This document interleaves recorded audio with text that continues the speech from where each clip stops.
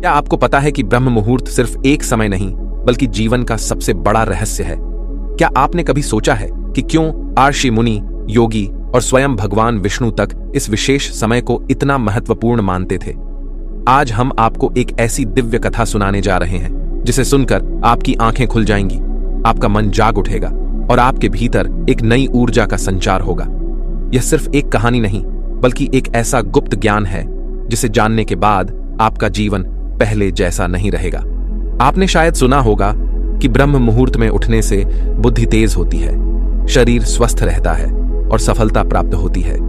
लेकिन क्या आपने कभी यह जाना कि इस समय में ध्यान करने से आपको अपने पूर्व जन्मों की झलक मिल सकती है? क्या आपने यह कल्पना की है कि अगर आप इस रहस्य को समझ लें तो आप अपने भविष्य को देख सकते हैं, अपने भाग्य को बदल सकते हैं?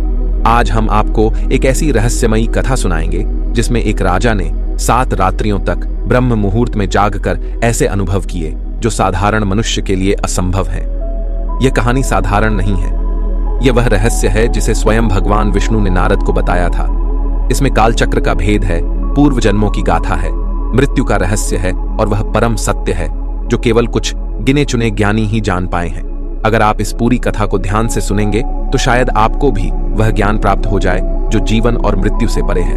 लेकिन याद रखिए, यह कोई साधारण कथा नहीं, यह जीवन को बदलने वाला अनुभव है। इसलिए इसे अधूरा छोड़कर मत जाइए, इसे अंत तक सुनिए, क्योंकि अंत में आपको वह गूढ़ ज्ञान मिलेगा जो हजारों ग्रंथों को पढ़ने के बाद भी नहीं मिलता। तो आइए इस दिव्य कथा की ओर बढ़ते हैं और जानते हैं ब्रह्म मुहूर्त का सबसे बड़ा रहस्य।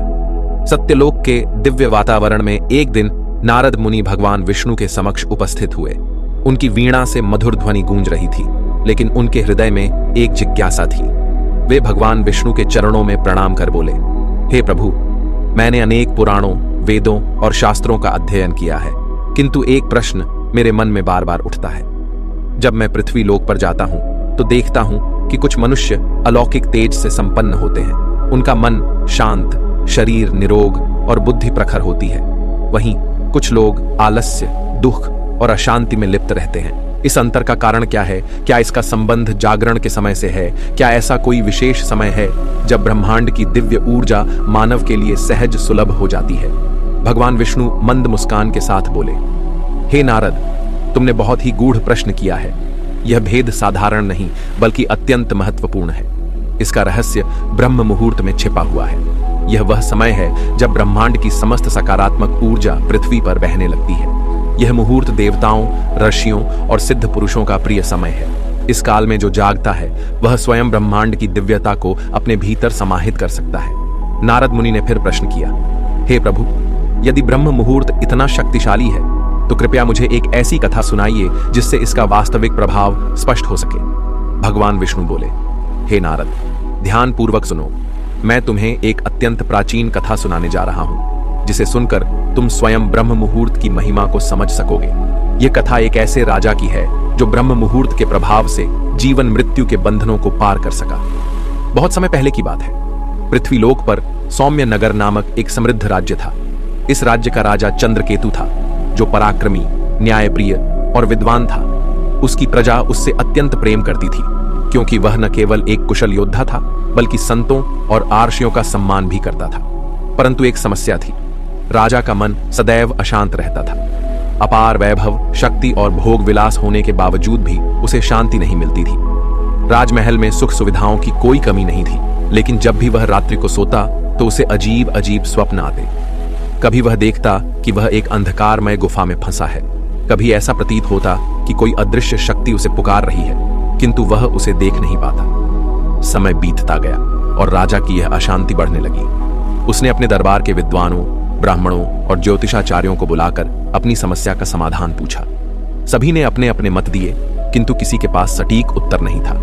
एक दिन एक वृद्ध आर्षि अत्रि उसके दरबार में आए। उनकी आंखों में अपार शांति और मुख पर दिव्य तेज था।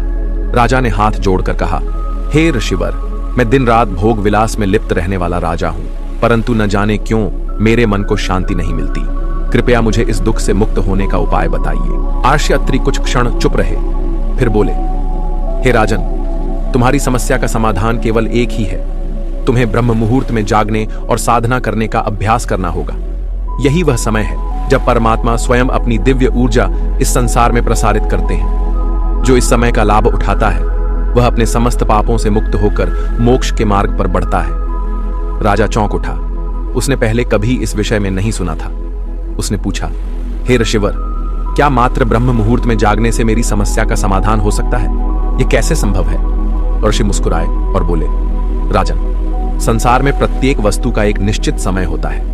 जैसे सूर्योदय से पहले आकाश में हल्की लालिमा प्रकट होती है, वैसे ही आत्मा के जागरण का भी एक समय होता है। यदि तुम इस समय में जागकर साधना करोगे तो तुम्हारे समस्त मानसिक क्लेश समाप्त हो जाएंगे। किंतु ध्यान रहे, केवल जागना ही पर्याप्त नहीं, तुम्हें इस समय में ध्यान, मंत्र जाप और आत्मचिंतन करना होगा। राजा ने निर्णय लिया कि वह अगली ही सुबह ब्रह्म मुहूर्त में उठेगा और आर्ष के बताए मार्ग का अनुसरण करेगा।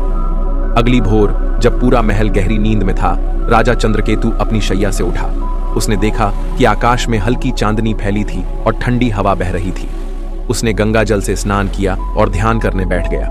पहले कुछ मिनटों तक उसका मन इधर उधर भटकता रहा। कभी उसे राज्य की चिंताएं सताने लगीं तो कभी नींद का प्रभाव हावी हो गया, परंतु वह हार मानने वालों में से नहीं था। उसने आर्षि अत्रि द्वारा बताए गए एक विशेष मंत्र का जाप किया। ओम नमो भगवते वासुदेवाय नमः। कुछ ही क्षणों में उसके भीतर एक दिव्य शांति का अनुभव होने लगा। जैसे जैसे वह मंत्र का जाप करता गया, वैसे वैसे उसका चित्त स्थिर होने लगा। जब वह ध्यान से उठा तो उसने अनुभव किया कि उसका मन पहले से अधिक हल्का और शांत था। ऐसा प्रतीत हो रहा था जैसे कोई अदृश्य शक्ति उसे स्नेहपूर्वक आलिंगन कर रही हो। राजा अत्यंत प्रसन्न हुआ और अगले दिन पुनः ब्रह्म मुहूर्त में जागने का संकल्प लिया। उसने आर्षि अत्रि को अपने अनुभव के बारे में बताया। आर्षि मुस्कुराए और बोले, राजन, यह तो बस प्रारंभ है। यदि तुम इसी प्रकार निरंतर ब्रह्म मुहूर्त में जाग कर साधना करते रहोगे तो कुछ ही समय में तुम्हें दिव्य रहस्यों की अनुभूति होने लगेगी। राजा चंद्रकेतु चकित था। उसने जिज्ञासावश पूछा, हे ऋषिवर, ये दिव्य रहस्य कौन से हैं? क्या मैं इन्हें समझ सकता हूं?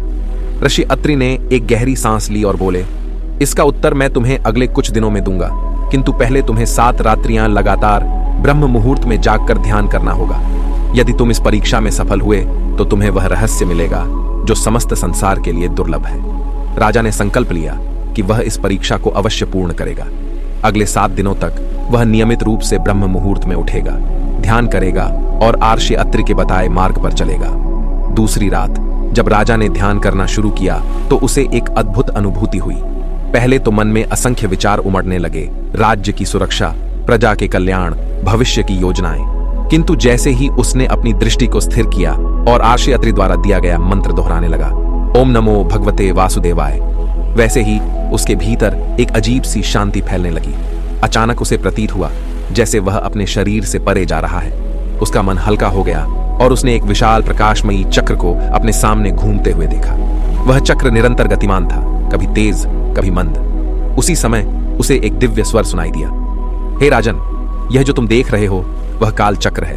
ब्रह्म मुहूर्त में ध्यान करने से साधक को काल का बोध होने लगता है।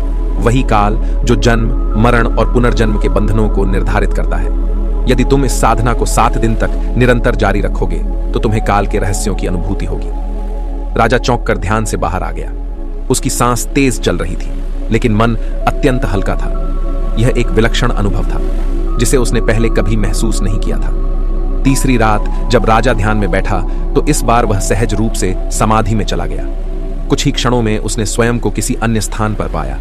वह किसी महल में खड़ा था, पर यह उसका अपना महल नहीं था। चारों ओर दिव्य वस्त्रों से सुसज्जित लोग खड़े थे। वे उसे राजा के रूप में संबोधित कर रहे थे, लेकिन यह सौम्य नगर नहीं था। तभी एक वृद्ध ब्राह्मण उसके समक्ष आया और बोला, राजन, क्या आप अपने पूर्व जन्म को पहचानते हैं? राजा चंद्रकेतु स्तब्ध रह गया।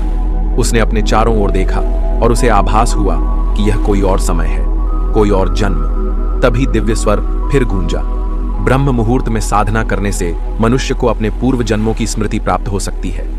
जो साधक इस मुहूर्त में जागकर ध्यान करता है वह जीवन के रहस्यों को जानने में सक्षम हो जाता है। राजा का पूरा शरीर रोमांचित हो उठा। जब वह ध्यान से बाहर आया तो उसकी आंखें आश्चर्य से भरी हुई थीं।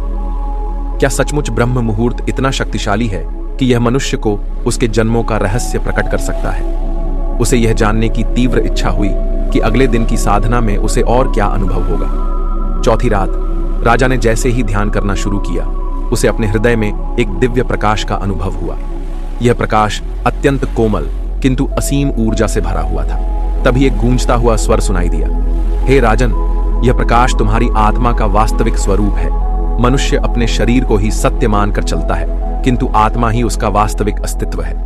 ब्रह्म मुहूर्त में साधना करने से आत्मा का बोध होता है। राजा का हृदय श्रद्धा से भर गया। उसने कभी नहीं सोचा था कि आत्मा का बोध इतना स्पष्ट रूप से संभव हो सकता है। 5वीं रात राजा ध्यान में बैठते ही किसी अन्य स्थान पर पहुंच गया। वहां उसने अपने ही नगर को देखा, किंतु यह नगर वर्तमान से भिन्न था। नगर के द्वार पर एक विशाल सेना खड़ी थी। सैनिक अस्त्र शस्त्रों से सुसज्जित थे और आक्रमण की तैयारी कर रहे थे। राजा भयभीत हो उठा। यह क्या हो रहा है? यह दृश्य मेरे नगर का है, किंतु यह समय तो अभी आया नहीं। तभी एक दिव्य उत्तर मिला, हे राजन, ब्रह्म मुहूर्त में ध्यान करने से मनुष्य को भविष्य के संकेत प्राप्त होते हैं। यदि तुम इस साधना को जारी रखोगे तो तुम आने वाले समय की घटनाओं को पहले ही देख सकोगे और उचित निर्णय ले सकोगे। राजा स्तब्ध था। क्या यह भविष्य का संकेत था? 6ठी रात ध्यान के मध्य राजा ने एक अंधकारमयी गुफा देखी। गुफा के भीतर वह स्वयं खड़ा था और उसके समक्ष यमदूत उपस्थित थे। हे राजन, देखो मृत्यु कैसी होती है। मनुष्य इसे एक अंत समझता है, किंतु यह एक नया आरंभ है। जो साधक ब्रह्म मुहूर्त में ध्यान करता है वह मृत्यु के भय से मुक्त हो जाता है। राजा ने देखा कि कैसे आत्मा शरीर छोड़कर एक दिव्य लोक में प्रवेश कर रही थी। यह एक रहस्यमयी अनुभव था। 7वीं रात जब राजा ध्यान में बैठा तो उसने एक विशाल आकाशीय मंडल देखा। उसमें भगवान विष्णु स्वयं विराजमान थे। हे राजन, ब्रह्म मुहूर्त का सबसे बड़ा लाभ यह है कि साधक को परम सत्य का साक्षात्कार होता है। यह सत्य न जन्म है, न मृत्यु, न सुख, न दुख। यह केवल शुद्ध अस्तित्व है। अहम ब्रह्मास्मि। राजा चंद्रकेतु की आंखों से अश्रु बहने लगे। जब वह ध्यान से उठा तो उसकी आत्मा पूर्णतः बदल चुकी थी। अब वह जान चुका था कि ब्रह्म मुहूर्त केवल एक समय नहीं बल्कि आत्मा की मुक्ति का द्वार है। ऋषि अत्रि का अंतिम संदेश। अगली सुबह राजा ने ऋषि अत्रि को अपने अनुभव सुनाए। ऋषि मुस्कुराए और बोले, हे राजन, अब तुम ब्रह्म मुहूर्त का वास्तविक महत्व समझ चुके हो। यदि समस्त मनुष्य इस समय में जागकर साधना करें तो वे भी इस परम सत्य को जान सकते हैं। किंतु ध्यान रहे, यह मार्ग कठिन है। धैर्य और समर्पण की आवश्यकता है। राजा ने प्रण लिया कि वह जीवन भर ब्रह्म मुहूर्त में जागकर ध्यान करेगा और अपनी प्रजा को भी इस दिव्य ज्ञान से परिचित कराएगा। यह कथा हमें यह सिखाती है कि ब्रह्म मुहूर्त में साधना करने से मन की शांति प्राप्त होती है। काल चक्र और पूर्व जन्मों का ज्ञान होता है। आत्मा का बोध होता है। भविष्य के संकेत मिलते हैं। मृत्यु का भय समाप्त होता है। परम सत्य का साक्षात्कार होता है। जो इस रहस्य को समझता है वह जीवन मृत्यु के बंधनों से मुक्त होकर मोक्ष के पथ पर अग्रसर होता है। तो मित्रों, यह थी ब्रह्म मुहूर्त की वह रहस्यमयी कथा जिसे जानकर राजा चंद्रकेतु का जीवन बदल गया। क्या आपने महसूस किया कि यह सिर्फ एक कहानी नहीं थी बल्कि एक दिव्य ज्ञान था जो आपके जीवन को भी बदल सकता है? अब आप जान चुके हैं कि ब्रह्म मुहूर्त केवल एक समय नहीं बल्कि आत्मा की जागृति का क्षण है।